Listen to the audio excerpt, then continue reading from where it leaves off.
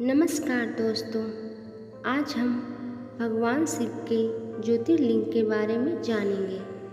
भगवान शिव के 12 ज्योतिर्लिंग हैं। माना जाता है कि इन 12 जगहों पर शिव जी ज्योति स्वरूप में विराजमान हैं। भारतवर्ष में ये अलग अलग स्थानों पर स्थित है। मान्यता है कि भगवान शिव के ज्योतिर्लिंग के दर्शन मात्र से ही सभी कष्ट दूर हो जाते हैं और मोक्ष की प्राप्ति होती है। आइए हम इन 12 ज्योतिर्लिंगों से जुड़ी कथाओं के बारे में जानें। शिव पुराण के कोटि रुद्र संहिता में सोमनाथ को सर्वप्रथम ज्योतिर्लिंग कहा गया है, जो कि गुजरात के सौराष्ट्र में स्थित है।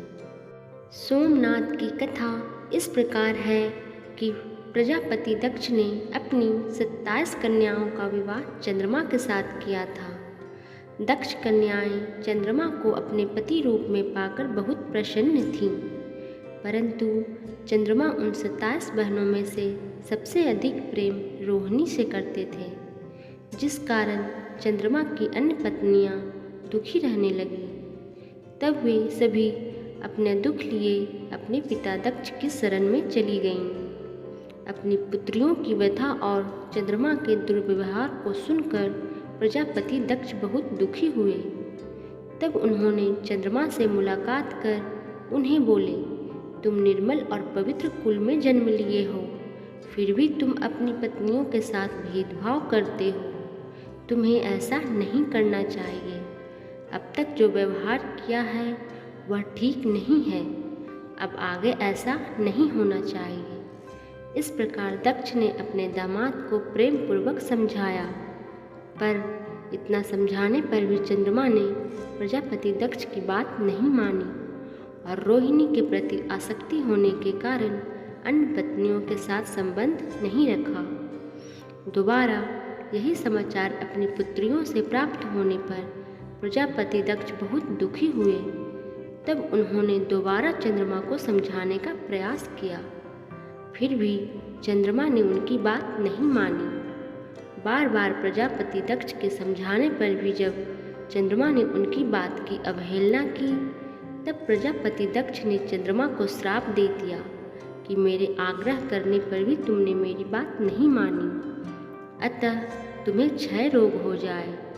श्राप देने के क्षण भर बाद ही चंद्रमा क्षय रोग से ग्रस्त हो गए। इससे चंद्र का शरीर निरंतर घटने लगा। संसार में चांदनी फैलाने का उनका काम रुक गया, जिससे सभी जगह हाहाकार मच गया। सभी देवगण और ऋषिगण चिंतित हो गए। तब सहायता के लिए वे सभी ब्रह्मा जी के पास गए।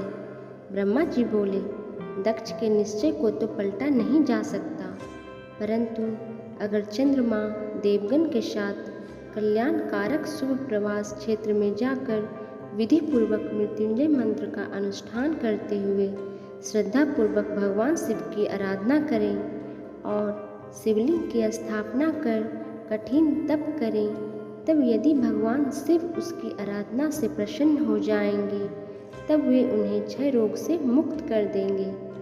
तब चंद्रमा देवगण सहित प्रभास क्षेत्र में पहुँचे और 6 महीने तक 10 करोड़ महामृत्युंजय मंत्र का जाप करते हुए भगवान शिव की उपासना और कठिन तप किया।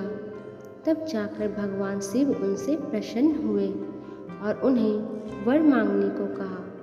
तब चंद्रमा ने कहा, हे भगवान, कृपया कर आप मेरे अपराधों को क्षमा कर दें और मुझे इस क्षय रोग से मुक्त कर दें। तब भगवान शिव ने कहा, चंद्रमा, तुम्हारी कला प्रतिदिन एक पक्ष में थोड़ा थोड़ा क्षीण हुआ करेगी और दूसरे पक्ष में प्रतिदिन निरंतर बढ़ती रहेगी और पूर्णिमा के दिन तुम पूर्ण रूप में हो जाओगे। इस प्रकार तुम स्वस्थ भी हो जाओगे और दक्ष के श्राप की अवहेलना भी नहीं होगी। तब चंद्रमा ने अन्य देवगण के साथ महादेव शिव से प्रार्थना की कि वे माता पार्वती के साथ हमेशा के लिए यहाँ इस शिवलिंग में निवास करें।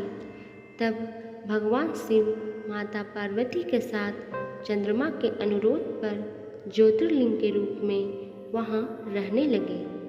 चंद्रमा को सोम भी कहा जाता है, इसलिए इस ज्योतिर्लिंग का नाम सोमनाथ ज्योतिर्लिंग पड़ा।